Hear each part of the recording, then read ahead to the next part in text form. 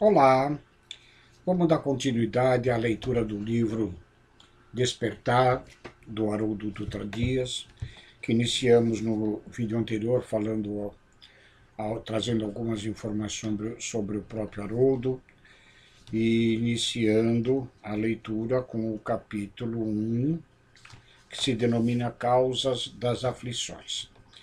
E ainda dentro do capítulo 1, na sequência, o subtítulo Causas anteriores das aflições. Então vamos lá. Por se tratar de uma reflexão profunda, é importante o papel transformador do Espiritismo. Mas, para isso, salienta Kardec no capítulo Sede Perfeitos de O Evangelho segundo o Espiritismo, isso está no capítulo 17 deste livro, o Espiritismo precisa ser bem compreendido, mas, sobretudo, bem sentido. Porque se ele não entrar em nosso coração, não faz a obra renovadora que está proposta. E prossegue Kardec no item 6 do capítulo 5 da mesma obra, o Evangelho segundo o Espiritismo, bem-aventurados os aflitos. Abre aspas.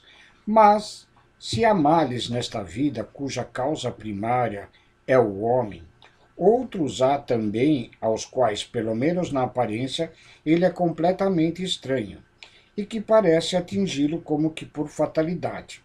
Tal, por exemplo, a perda de entes queridos, a perda daqueles que são amparo da família, tais ainda os acidentes que nenhuma previsão poderia impedir, os reveses da fortuna que frutam todas as precauções aconselhadas pela prudência, os flagelos naturais, as enfermidades de nascença, sobretudo as que tiram a tantos infelizes os meios de ganhar a vida pelo trabalho, as deformidades, a idiotia, o cretinismo e etc.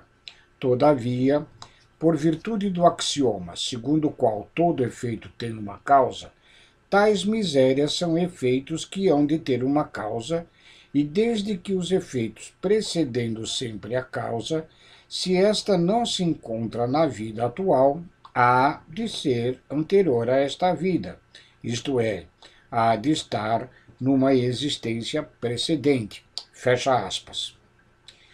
Há males para os quais a pessoa em nada contribuiu. Ela é subitamente atingida pela adversidade, entre parentes, doenças, abandono de um ser amado, revés financeiro, etc. Fecha parênteses. Sua vida parece se transformar, perder sentido, e repentinamente ela passa a enfrentar sofrimento indescritível. Por mais que ela tenha agido com prudência, seriedade, honestidade, não foi suficiente para poupá-la daquele sofrimento que parece chegar gratuitamente. Neste momento é que o Espiritismo apresenta sua mais alta dose de consolação ao espírito humano, dizendo, em destaque, nós não somos o resultado de uma só vida. Uma só vida é insuficiente para explicar a vida. É pouco tempo para você gostar tanto de uma pessoa quando encontra com ela pela primeira vez, ou o contrário, gostar tão pouco de alguém quando encontra com ela pela primeira vez. É ainda pouco tempo para você ter um dom ou uma habilidade que às vezes requer várias idas para ser conquistada. Por sua vez, vem o Espiritismo e nos explica acerca de nossas múltiplas existências, todas elas solidárias. Podemos comparar nossa vida a uma novela em que cada existência representa um capítulo, ou, se preferir, a um seriado em que cada existência representa um episódio. Talvez você esteja reencontrando hoje, na fila do banco, alguém que prejudicou há 700 anos, ou alguém com quem construiu uma belíssima história há 1500 anos. Talvez hoje você esteja vivendo uma situação de dor para a qual tem sido preparado há 2000 anos e somente agora tem condição de suportar. As existências são solidárias. Elas se unem e nós não podemos cometer o equívoco de avaliar uma criatura pelo corpo. Você olha uma criança de 2 anos de idade e pensa, mas ela tem apenas 2 anos. Isto porque você está olhando apenas para o corpo. Todavia, há naquele pequeno corpo um espírito imortal, herdeiro de centenas e centenas de existências, repleto de experiências boas e de outras nem tanto, com imperfeições e virtudes, habilidades e inabilidades, e que nasceu com certo propósito. No livro Ceifa de Luz, que é de Emmanuel e uma psicografia de Chico Xavier, no capítulo 27, Emmanuel esclarece, abre aspas, no limiar do berço pede à alma dificuldades e chagas, amargores e cicatrizes. Entretanto, recapitulando de novo as próprias experiências no plano físico, torna a concha obscura do egoísmo e da vaidade, enquistando-se na mentira e na delinquência. Aprendiz recusando a lição ou doente abominando o remédio. Em quase todas as circunstâncias, o ser humano persegue a fuga que lhe adiará indefinidamente as realizações planejadas. Fecha aspas. Aqui em destaque, nenhum de nós nasce sem planejamento. E esse planejamento é simples: estar melhor quando for embora do que quando aqui chegou. Isso implica eliminar imperfeições, vícios ou débitos, o que significa passar por muitas aflições. Algumas delas foram pedidas. Costumamos até pedir demais antes de encarnar. Quero passar por isso, quero passar por aquilo, e os espíritos advertem. Vá com calma, vá devagar. E quando aqui chegamos, fazemos a prece e pedimos, olha, eu queria rever, não dá para diminuir aí em 20%? Continua com propriedade Emmanuel, abre aspas, valoriza a aflição de hoje, aprendendo com ela a crescer para o bem que nos burila para a união com Deus, porque o mestre que te propões a executar e seguir em vez de facilidades no imediatismo da terra, preferiu para ensinar-nos a verdadeira ascensão, a humildade da manjedoura, o imposto constante do serviço aos necessitados, a incompreensão dos contemporâneos, a indiferença dos corações mais queridos e o supremo testemunho de amor em plena cruz da morte. Fecha aspas. Realmente, nós podemos dizer que para enfrentar as aflições, cujas causas estão em vidas anteriores, nós precisamos permitir que o Espiritismo entre em nosso coração, pois se ele entra apenas na nossa cabeça, não ficamos em pé. Em momentos de sofrimento extremo, não adiantam palavras, não adiantam explicações. Você não pode chegar em um velório onde uma mãe está enterrando um filho de 2 anos e dizer para ela, olha, deve ser algum débito dele, ou fazer uma palestra de meia hora no velório. Isso não alimenta a alma. É por isso que Emmanuel nos ensina, abre aspas, a inteligência sozinha é como uma placa no deserto indicando a direção. O peregrino sedente e desorientado lê a placa e se orienta, mas morre de sede no caminho. Fecha aspas. O sentimento, a bondade e o amor sozinhos são como um poço de água no deserto. O peregrino sedente e desorientado vem e mata a sua sede, mas se perde porque está desorientado. Portanto, é preciso conjugar a placa e o poço de água, esclarecer e consolar. Nos momentos em que encontramos as aflições, precisamos de consolo, de alimento para o coração. Nós precisamos de força, de coragem, e isso somente quem ama é capaz de proporcionar. Conta-se que Francisco de Assis e um frade amigo decidiram fazer uma viagem a outro convento. Após muito caminhar e no inverno rigoroso da Itália, e, quase congelando, bateram àquela porta enorme do convento. Por meio de uma pequena janela, um monge olhou e perguntou: "Quem é?" "É Francisco. Nós queremos entrar." "Francisco o quê?" E fechou a janelinha. O monge, que acompanhava Francisco de Assis, sentou na neve e começou a chorar. "Agora nós vamos morrer." E Francisco de Assis começou a pular, a cantar e a brincar com a neve. O frade, por sua vez, desabafou: "Ficou doido, pai Francisco. Eu não estou entendendo. Será que você não está vendo que nós vamos morrer?" "Meu filho, eu esperei a vida inteira por este momento." "Para quê? Para morrer? Você não percebeu que agora não tem nenhum ser humano que possa nos ajudar?" "Claro, por isso eu estou chorando." "Meu filho, você não percebeu que agora nós estamos, você e eu, 100% nas mãos de Deus? Foi o que busquei minha vida inteira. Nós estamos agora 100% nas mãos de Deus."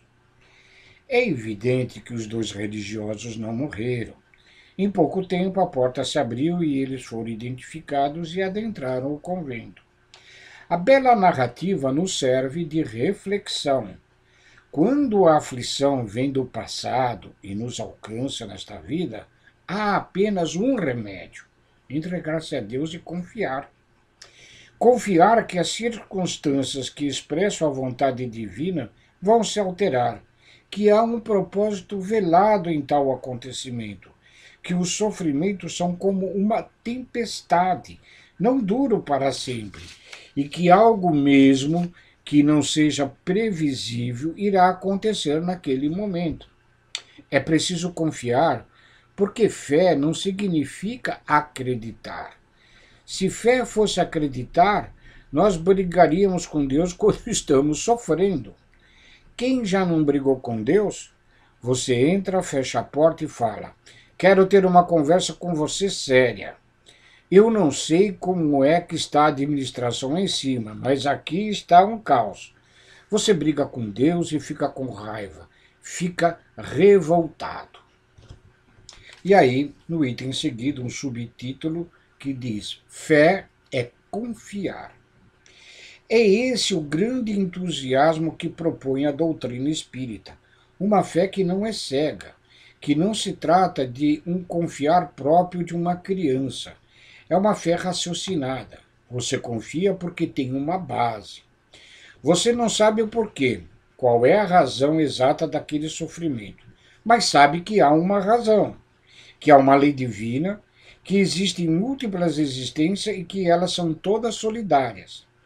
Confiar significa você desligar o carro da sua vida, abrir a porta e entregar a chave para Deus e dizer: "Agora é você que dirige, está em suas mãos, eu confio." Essa é a fé que move montanhas, a verdadeira experiência de religiosidade. Isso é religião de verdade. O resto é treino. No mais, todas as demais práticas são apenas oportunidades concedidas pelo Criador para adquirirmos provisão, preparo espiritual e, portanto, enfrentar os momentos de dificuldade quando teremos de verdadeiramente confiar e entregar. E agora um outro subtítulo: O remédio para as aflições. E, por circunstâncias que nem sempre nós somos capazes de entender ou explicar, a vida se renova. É por isso que nos disse Jesus no capítulo 11, versículos de 28 a 30, no Evangelho de Mateus. Abre aspas: "Vinde a mim todos os cansados e sobrecarregados, e eu vos darei descanso. Tomai sobre vós o meu jugo e aprendei de mim, porque sou brando e humilde de coração, e encontrareis descanso para as vossas almas, pois o meu jugo é suave e o meu fardo é leve." Fecha aspas. O que significa jugo? O jugo consiste em uma peça de madeira utilizada para nos unir dois bois ou jumentos, de modo que andem em mesma marcha enquanto aram a terra. E o jugo de Deus, o que quer dizer? Não deixar que você desvie do caminho. é você andar somente na direção em que está sendo conduzido. O jugo do Cristo é o conteúdo moral da sua lição. Significa o remédio para as causas atuais das aflições. Você quer diminuir 70% do sofrimento da sua vida? Evangelize seu coração. Isto é aceitar o jugo de Jesus, é a orientação dele. Desse modo, fica mais fácil. Nós temos um caso célebre para exemplificar. Chico Xavier sempre gostou muito de animais e ele tinha um cachorro que era a sua alegria. Todos os dias, ao retornar tarde da noite para casa, o seu prazer era alimentar o cachorro e passar alguns momentos com ele. O bichinho se tornou quase um membro da família. Porém, o animal adoeceu e alguém quis ajudar. Oh, coitado do Chico, vou resolver isso, vou matar esse cachorro. Imagine a situação. Você tem um animal de estimação, ele fica doente e alguém diz: Nossa, estou com tanta pena do fulano, eu gosto tanto dele que vou acabar com esse sofrimento. E mata o seu animal. Desse modo, Chico, certa noite, ao adentrar a casa, encontrou o seu cachorro morto. Posteriormente, ele descobriu a altura e ficou magoado. E o tempo passou e a mágoa continuava ali em seu coração, até que um dia Emmanuel o chamou. Olha, Chico, precisamos conversar sobre uma questão séria. Você está com uma mágoa no coração que está gerando uma nuvem escura ao redor do seu peito, no chakra cardíaco, e está atrapalhando as atividades mediúnicas. Meu Deus, Emmanuel, o que eu faço? Você sabe quem matou seu animal, não sabe? Sei. Você vai descobrir o que esta pessoa mais gostaria de ganhar e vai comprar para ela. O Chico asseverou: O senhor não deve estar falando sério. A pessoa me ofendeu, matou meu cachorro e o senhor ainda quer que eu dê um presente para ela. Chico, a receita não é minha, é do Cristo. É o jugo de Deus. E assim, Chico descobriu o desejo da pessoa. Era uma máquina de costura caríssima, e ele a comprou, parcelou e deu de presente. A pessoa, ao receber o presente, ficou tão feliz que emanou uma luz que saiu do seu peito em direção ao Chico, eliminando todas as sombras que estavam no peito do Chico. Nesta hora, Emmanuel apareceu e disse: Viu, Chico, a receita é do Cristo. Perdoe, é o jugo, porque você pode desenvolver um câncer por causa de mágoa. Porém, a pessoa que o prejudicou vai continuar vivendo, porque o acerto dela é com a lei divina. Mas e você? É o jugo. Por isso o jugo do Cristo é suave. Por que é suave? Porque o duro é odiar. Perdoar é muito difícil, mas odiar é mais difícil ainda. O ódio algema. Alguns dizem: Você quer vir com uma pessoa nas próximas 20 encarnações? Você quer que uma pessoa permaneça ao seu lado, passe 24 horas por dia juntos com você? Então odeie. Mas se você amar, irá se libertar. O perdão é mais suave, do mesmo modo que a humildade é mais suave que o orgulho. Agora em destaque. O ódio é doce quando você põe na boca e amargo para o resto da vida. O perdão é amargo quando você põe na boca, mas depois fica doce feito mel. E o fardo do Cristo é leve por quê? O fardo que Jesus coloca sobre nós é o fardo dos nossos deveres. E quem cumpre o dever se liberta. Quem aceita as aflições ilumina os caminhos futuros. Por isso que é leve. Vale mais cumprir os deveres, aceitar com humildade, abre aspas, com brandura e humildade, fecha aspas, as aflições que nos chegam, do que se rebelar e multiplicar as aflições. Essas são as lições do Espiritismo que esclarecem e consolam no nosso coração. Contudo, uma coisa é certa: em qualquer das aflições que passarmos na vida, se tivermos humildade e brandura suficiente, sentiremos a presença dos seres espirituais que, por nos amarem profundamente, estão sempre ao nosso lado nos momentos mais difíceis da vida. Nenhum de nós enfrenta suas aflições sem o amparo. Eu gostaria de encerrar este capítulo narrando uma pequena experiência de vida. Após grande sofrimento experimentado, eu ia no carro discutindo com Deus, mas era uma discussão pacífica, não propriamente uma briga. E eu tentava entender o porquê, e em determinado momento eu pensei: eu estou desamparado.